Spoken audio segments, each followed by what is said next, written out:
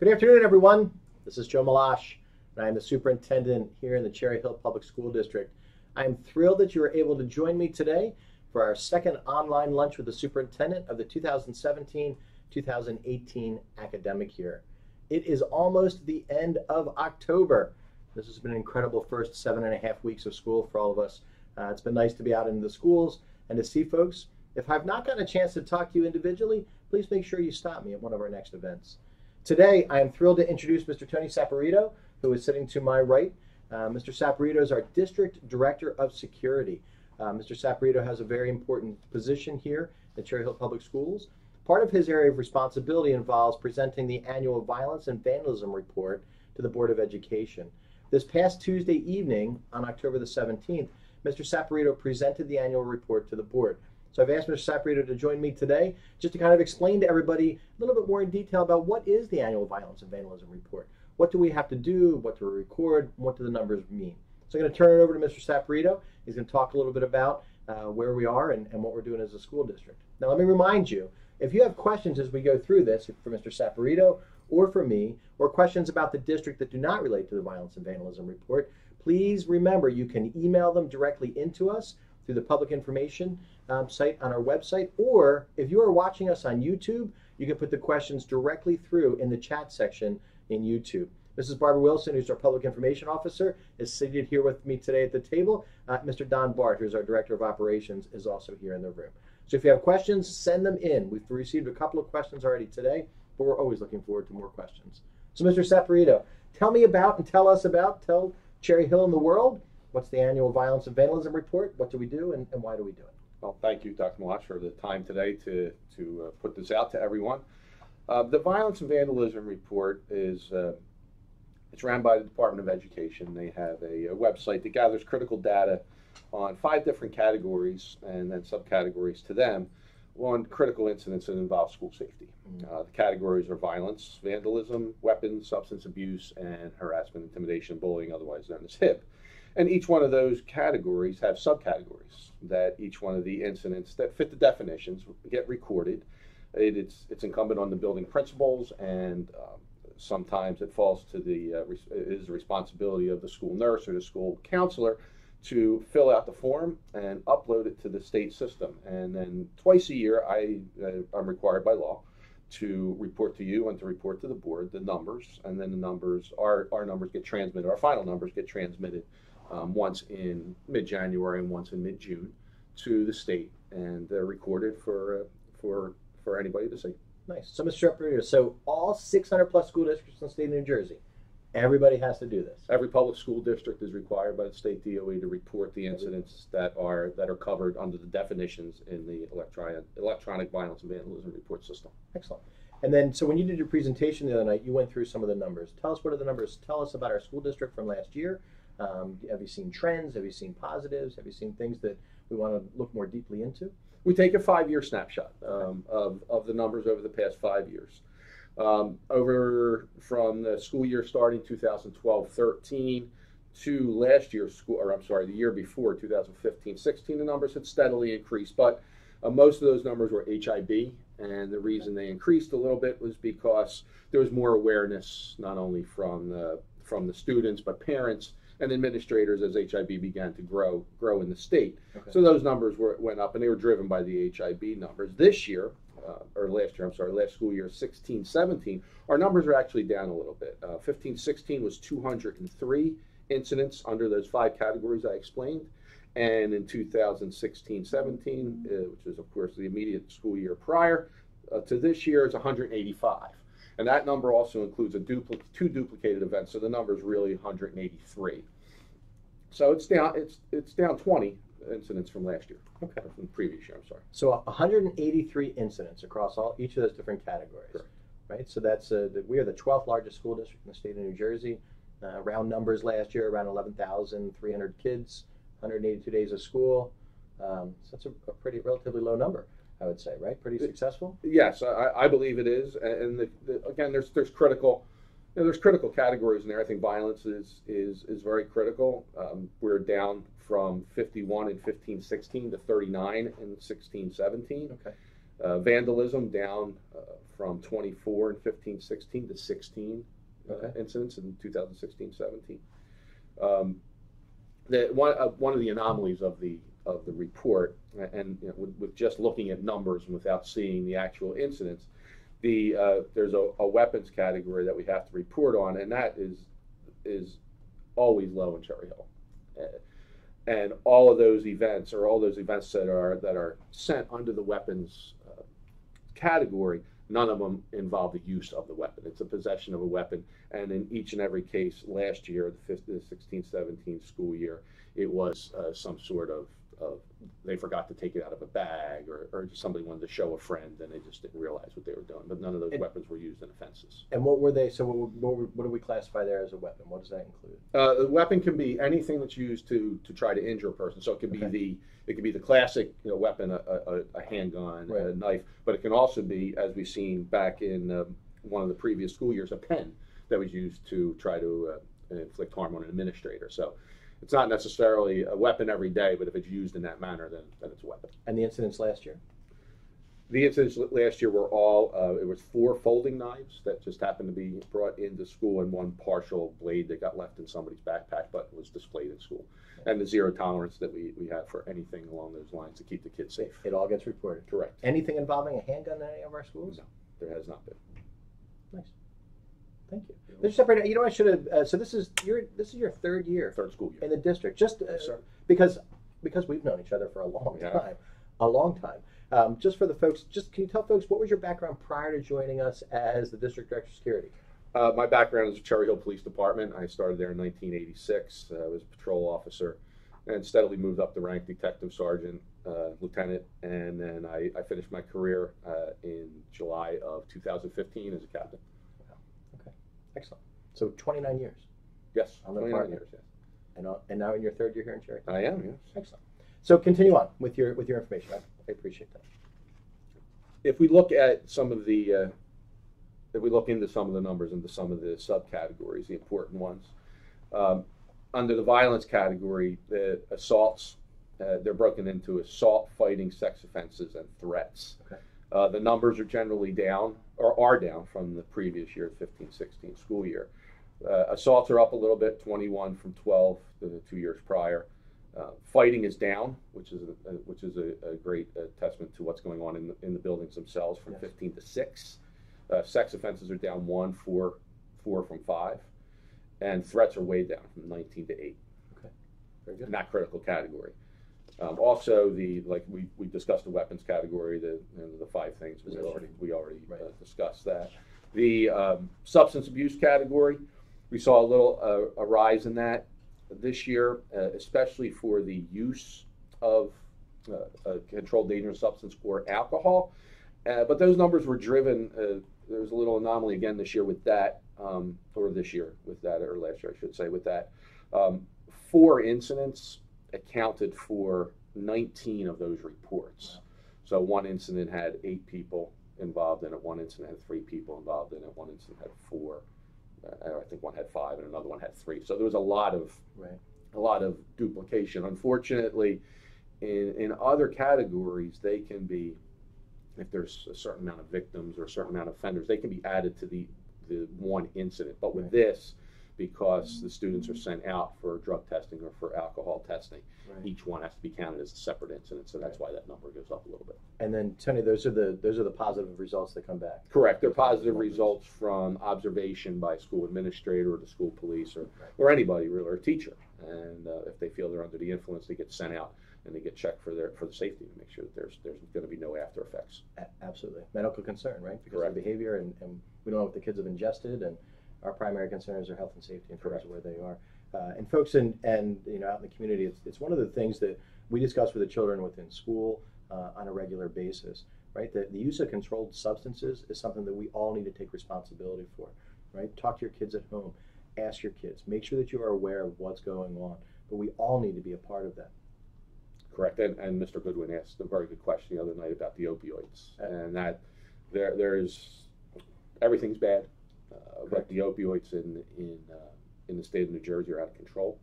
We see on a daily basis in the police department the effects of that, and that with the good character education going on in the district and with the Cherry Hill Police Department's community relations unit, doing education in the schools. Hopefully that will help us. But if you're going to talk about anything with your children, that is definitely a very important point to bring up. And Tony, you bring up a good piece. You know, we enjoy a very positive and a mutually beneficial relationship with the police department. I can't tell you how many times, you know, Officer Renee has been out in the schools in the last couple of years talking to the kids about substance and substance use, and one of the other things we're going to get into about the use of cell phones and pictures and transmittal of pictures and all that kind of thing. The police department is very involved in what we do. They're a known resource. We have them come out and speak with the kids throughout the schools. Last year we did that parent night where we invited parents to come out. Now, again, Officer Renee came and spoke you know, about what parents can do at home. And again, you know, folks at home, we encourage you, right? So many of our kids have cell phones and smartphones and, you know, things that have access to do all kinds of different things in terms of taking picture and video and transmitting that stuff. Parents, I encourage you, especially with younger children, don't have your kids take their cell phones upstairs when they go to bed at night. They don't need them, right? Control, check and see what's going on with your kids' phones. Talk to your children about it, right? Have those discussions. We don't take pictures of ourselves, and we certainly don't send pictures of ourselves to other people. Please have those discussions at home. Definitely, and you brought up Officer Renee Houlihan, and the Community Relations Unit.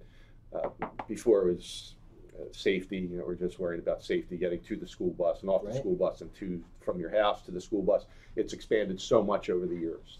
Now there's so many more safety points, and the police department has grown and continued to expand the topics. I mean, like you said, the cell phone usage, which can lead to just terrible consequences. Where not only the kids got the instruction, but then the parents got it one night at the at Carusi Middle School, so that they understand, you know, that it's not harmless. It's absolutely not harmless. It's crime, and it's something that can lead to lasting effects with children. You know, so we all need to be vigilant. We all need to be involved in the conversation. We all need to be talking to kids about it. Again, we're incredibly grateful for Chief Monahan and Captain Winters for the work that they are currently doing, and the men and women in the police department, how accessible they are to us and willing to talk to the kids and to parents and to families in terms of what's going on. Correct. So HIB incidents? HIB incidents. This year we were down a little bit from the previous year, 71. The reported last school year as opposed to 15, 16, 87. And like I said, that went up gradually, and now it's kind of leveling off and even dipping a little bit. Let me just clarify, and those are confirmed HIBs. Those are HIBs that we confirm as a violation of the policy that the board then affirms. That's not reflective of the number of investigations. That is correct. That's board founded HIBs, and I think what's happening there is people they're beginning to see the damage that does to a child's education, and it's beginning to help. The investigations that are done are thorough, and there's certain criteria that have to be met. The board reviews it, and if it's found an incident, then it gets reported. And this year, the school year that we are currently in, is going to be a completely different system. The state has scrapped the EVVRS, the Electronic Violence and Vandalism Reporting System, for the school safety data system. And that, as you mentioned, that will track alleged incidents also, along with founded incidents. So it'll be a little bit different next year. SSDS, right? SSDS. Education, the world of education loves acronyms. We love acronyms, right? That's right. Anything else, Mr. Saporita? As for the numbers, that's about it, Dr. Malash. It's we have continuing actions, both at building level and district, and from the district, that we do every day. The locking of doors, locking of classroom doors, the locking, of course, of the outside doors. Nobody is allowed in unless they have business inside the school. The lockdown drills, lockout drills, shelter in place, fire drills, evacuation drills are practiced twice a month. It's a state law that we have to have one fire drill and one security drill each month, and they're tracked and they're recorded. And you monitor this. Correct. They're tracked and recorded. We attend as many as we can. And we started a program last year with Tammy from the fire department and myself, that we actually had the fire department's companies come out and actually see it, because they will be a critical part of it if something does happen. And so now they know what their resource would be there. And we have the very exciting project at Barclay. The security cameras and the swipe cards to get in, controlling access to the building way better than you can with keys, and lockdown system that's actually in place, where high volume areas where you normally couldn't hear announcements, you can now see as visual sign, which indicates that the school will be going into some sort of security protocol. So, well, that's very exciting stuff there. It is exciting, right? It is. So, Mr. Saperito, so you spent almost 30 years in the police department here in Cherrytown, Did. right? So you've been in town for a long, long time. So tell me about the difference between what you did with the police department and your role here in the district. What does that experience afford you in terms of knowledge? How do you stay up to date in your knowledge? In terms of the work that we're doing within our school district. The difference is the specialty that we have here. Mm-hmm. It's specific to the safety of the children, education of the children, whereas in the police department it's the entire community, a much more wider range of problems and things that have to be solved. As for continuing education, every year there's training in Atlantic City for school resource officers. I always attend that, and attend any other conference over the course of the school year that looks like it would be of any sort of value to me that I can then bring back to the district. And we've had a number of them, and it's the repetitive nature is necessary because things change from year to year. Sure. And it has to be have to keep up on those, especially the trends and the safety and security trends, to make sure that we are out in front of everything when it comes to the security of the children here in the district. Excellent, I appreciate it. I'm very glad that you are here. Well, thank you. An incredibly necessary position. Your visibility out in the community and your visibility within the schools. Your knowledge base and your experience. Like I said, almost 30 years. On the department here in town. Brings a tremendous experience to us within the school district. So thanks for spending some time with me. Mr. Saperito did not bring his lunch today, although I do have my lunch out here. As one of the questions he asked, do I need to bring my lunch? And just before he leaves, I have my blueberry yogurt, and I have a golden crisp apple, a gala, and I do like my celery and carrots. Now augmented today with some cherry tomatoes, because I like that little bit of crunch, a little bit of taste to go through. Mr. Saperito, thanks for joining me. Thank you. I'll see you soon. It's a pleasure. Thank you. Absolutely. So, folks, if you see Mr. Saperito out in one of the schools, and real good chance during the course of events you will see him there, or if you attend one of our board meetings, Mr. Saperito is a regular attendee at our board meetings as well. I encourage you to say hello to him. Great experience, great background, and we're really glad that he is here. Safety and security is our primary responsibility. We are responsible for the safety and security of 11,300 plus kids on a daily basis, not to mention the 1,675 employees or so who are here. On a daily basis. And safety and security is all of our responsibility. We are all responsible for the safety and security of our kids. Folks at home, please talk to your kids about safety and security. Please talk to your kids again about the use of their cell phones, about the use of substance, about the use of words. Words matter. In my weekly newsletter, I often, suggest that people share a kind word with somebody on a weekend or share a kind word with somebody in the afternoon. We as adults need to model that for our kids on a regular basis. Be nice. Nice matters. What we say matters, and it sticks with people. So please make sure that you are doing that. I appreciate you helping us in terms of the school district with modeling that for our kids. Whether you have children in our district or not, the fact that you're a part of our community has a direct influence on all of our kids. So a few things to talk about. So Mr. Saperito's full report can also be found on our website. It's both in the public information tab as well as in the security tab. The full slideshow that he presented to the Board of Education on Tuesday evening is accessible. So I encourage you to take a look, go through the numbers. We are doing well in terms of the incidents that go through. Again, as the 12th largest school district in the state of New Jersey, when the Department of Ed and local press, when they put out there and they rank the numbers, as the 12th largest district, we're going to have some of the highest numbers in the state. And at 183 incidents, we will. We understand that. That's responsible. We report everything that comes through. We report it. That is our responsibility. Park results. Ms. Sadwin did the park presentation to present the results from the 2016-2017 academic year as well on Tuesday evening at the board meeting. The park presentation is online. We encourage folks, if you have not had an opportunity to watch that yet, go to our website and you can see the park presentation. Again, our website is a tremendous source of information. All things about the district can be found either within the district website or through links out to our school websites. www.chclc.org is our website. I encourage you to go on there often. On the front of the page, we have lots of pictures of events that have been taking place. There are 3 large buttons you can click on in the middle of the front page. One takes you to see all the information as we've been having our Cherry Hill 2020 discussion, because as we've gone through over the course of the last 18 or 19 months, talking about work that needs to be in a district, to be done in our district, how do we define ourselves, what do we value, who we are as a school district, is all going to lead us to September 25th of 2018, where we're going to prepare and present a referendum to the community. So that work is all being discussed online. I'm also in the process of going through. I've scheduled 26 additional community meetings during the course of the year. The most recent one was last evening, 7 o'clock at High School East. Had a great time speaking with some folks about the work that we are doing and what we are looking to do to the future. The next community meeting that I have scheduled is a week from Saturday. A week from Saturday. So on the 28th of October, I'll be at Johnson Elementary School. So I encourage you to come out 9 a.m. Whether you have a child at Johnson or not, we'll be at Johnson Elementary School on Saturday, October 28th, talking about our district, because it is our district. Our district. So I always want to see folks from the community come out and talk to us about what's going on. October is Fire Safety Month. Have you had the fire safety discussion at home? Have you had the fire safety discussion with your children about what's the way to get out of the house or the apartment or the condo where you live? Have that discussion. We are incredibly grateful as a school district for the men and women of the Cherry Hill Fire Department.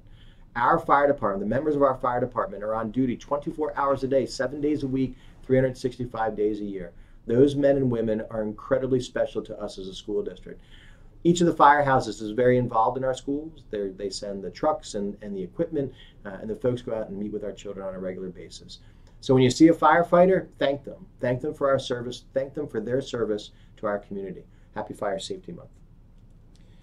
The Board of Ed election, the annual election for Board of Education members will take place this year on Election Day on November 7th.